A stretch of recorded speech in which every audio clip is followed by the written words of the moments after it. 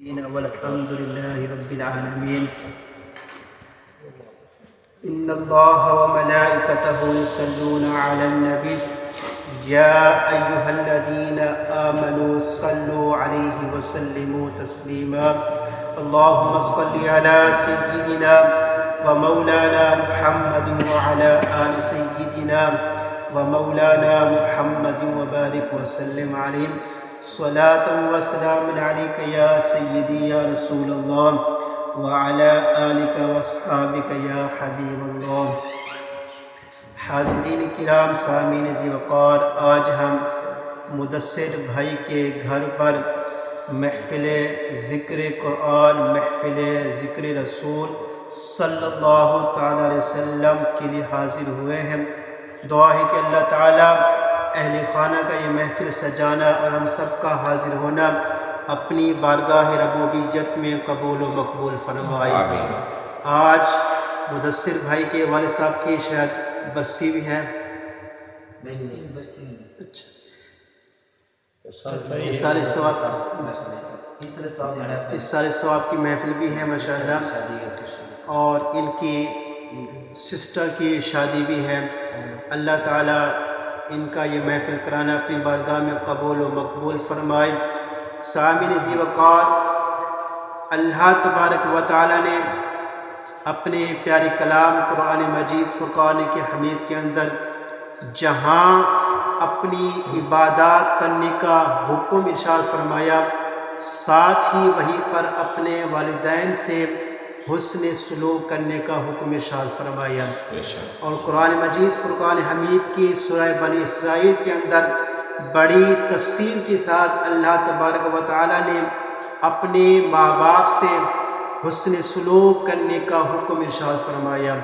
فرمایا کہ وَقَضَىٰ رَبُّكَ أَلَّا تَعْبُدُوا إِلَّا إِيَّاهُ وَبِالْوَالِدَيْنِ إِحْسَانًا، اور تمہارے رب نے فیصلہ فرما دیا کہ سوائے کسی اور کے میری ہی عبادت کرو. وَبِالْوَالِدَيْنِ، اور اپنے والدین کے ساتھ حسن سلوک کرو. إِمَّا يَبْلُغَنَّ عِندَكَ الْكِبَرَ أَحَدُهُمَا أَوْ كِلَاهُمَا. آگے پھر تفصیل ارشاد فرمائی کہ والدین کے ساتھ حسن سلوک کرو تو کب کرو؟ فرمایا کہ جب تمہارے والدین میں سے دونوں یا ایک بڑھاپے کو پہنچ جائیں تو اس وقت اپنے والدین کے ساتھ حسن سلوک کرو. علماء نے یہاں بھی لکھا ہے کہ اللہ تبارک و تعالیٰ مطلقاً ہی ارشاد فرما سکتا تھا کہ اپنے ماں باپ کے ساتھ حسن سلوک سے پیش آؤ، لیکن یبلغن یعنی بڑھاپے کا ذکر کیوں ارشاد فرمایا؟ تو علماء نے لکھا ہے کہ اس لیے کہ جب ایک باپ یا والدہ بڑھاپے کو پہنچ جاتے ہیں تو پھر ان کا دماغ، ان کا دیکھنا، ان کا سوچنا، ان کا بولنا، ان کا اوڑھنا، ان کا بچھونا، ان کا چلنا چھوٹے سے معصوم بچے کی طرح ہو جاتا ہے.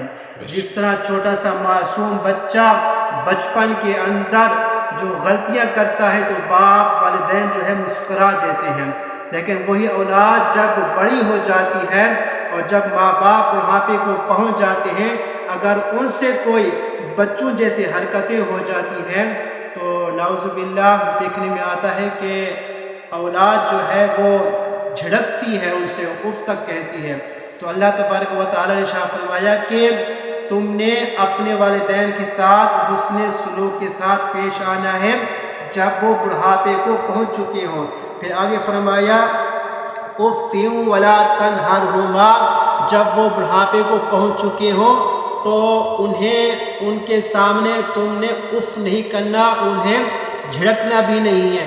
تو علماء نے یہاں پہ لکھا ہے کہ اف سے مراد یہ ہے کہ یہ جو عام طور پر ہم اف کر دیتے ہیں یہ اف مراد نہیں ہے، بلکہ جب ماں باپ بڑھاپے کو پہنچ چکے ہوں تو اف سے مراد یہ ہے کہ اس وقت تم نے ماں باپ کے سامنے ایسی گفتگو، ایسا کلام اور ایسا کام نہیں کرنا کہ جس سے والدین کے دل کو ٹھوس پہنچتی ہو، اور ایسا لباس بھی نہیں پہننا کہ جس سے والدین کو تکلیف پہنچتی ہو، اور ایسا کھانا بھی مت کھانا کہ جس سے والدین کو تکلیف پہنچتی ہو۔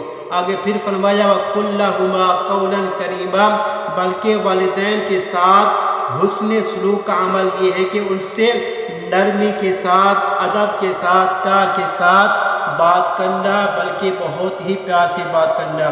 احادیث طیبہ کا مفہوم ہے کہ آقا کریم علیہ السلام نے ارشاد فرمایا کہ والدین کی زیارت کرنا، جس نے ادب کی نگاہ سے، تعظیم کی نگاہ سے، محبت بھری نگاہ سے اپنے والدین کے چہرے کی زیارت کی تو اللہ تعالیٰ اسے ایک مقبول حج کا ثواب عطا فرماتا ہے۔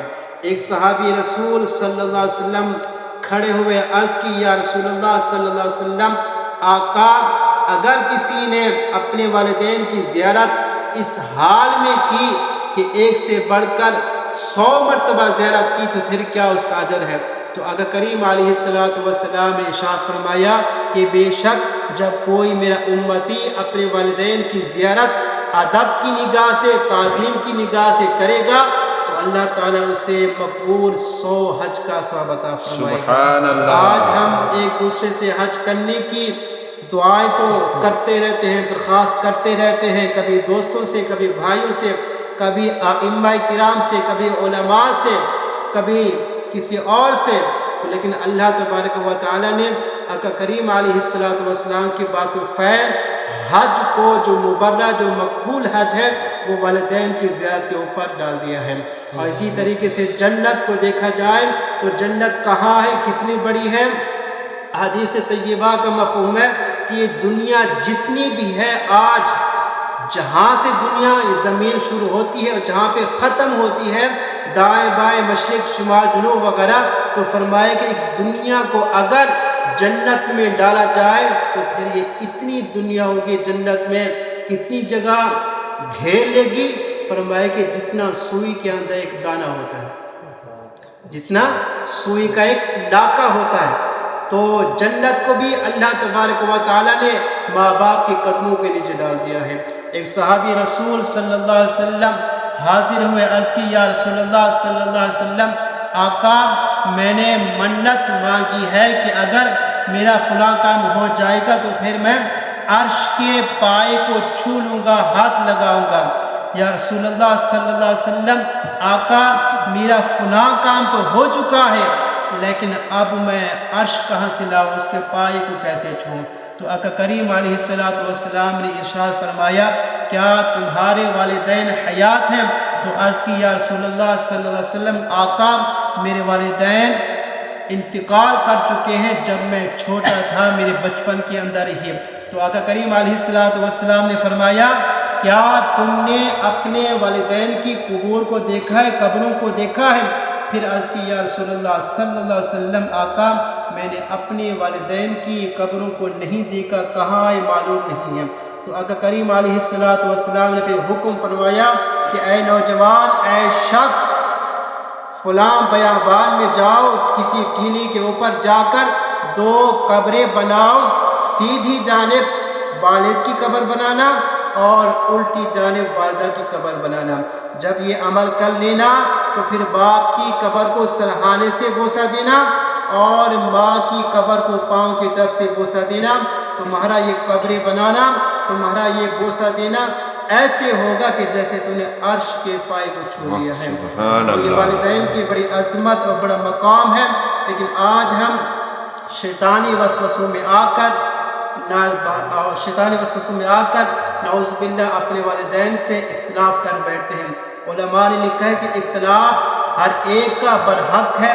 والد صاحب ہے تو اس کا اپنا ذہن ہے، بچے تو اس کا اپنا ذہن ہے، والدہ ہے اس کا اپنا ذہن ہے۔ والدین جو ہوتے ہیں وہ دور کی سوچتے ہیں اور بچے جو ہوتے ہیں وہ قریب کی سوچتے ہیں۔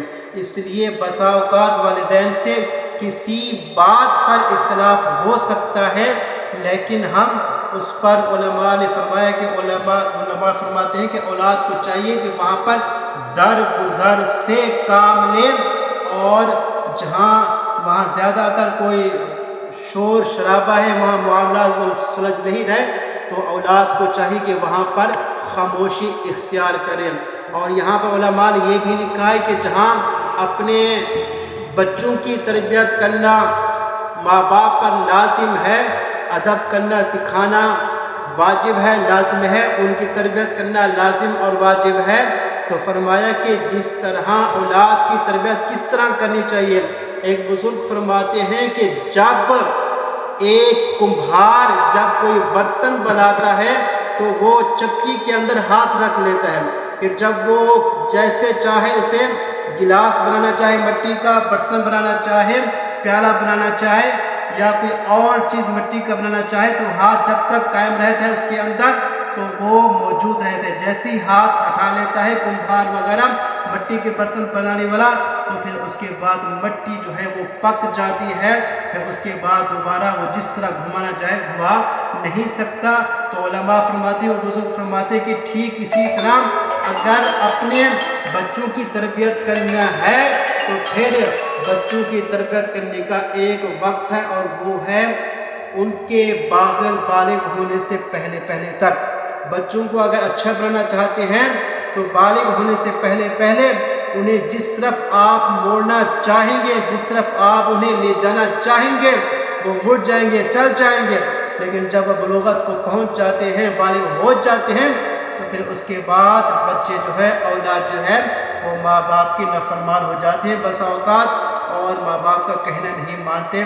تو آئے کہ اللہ تعالیٰ ہم سب کو ہمیشہ اپنے والدین کا ادب احترام کرنے کی توفیق عطا فرمائے اور ہمیشہ ان کی خدمت کرتے رہنے کی توفیق عطا فرمائے اور ان کے ساتھ ہمیشہ حسن سلوک کے ساتھ پیش آنے کی توفیق عطا فرمائے۔ آمین بجاہ النبی الامین صلی اللہ علیہ وسلم۔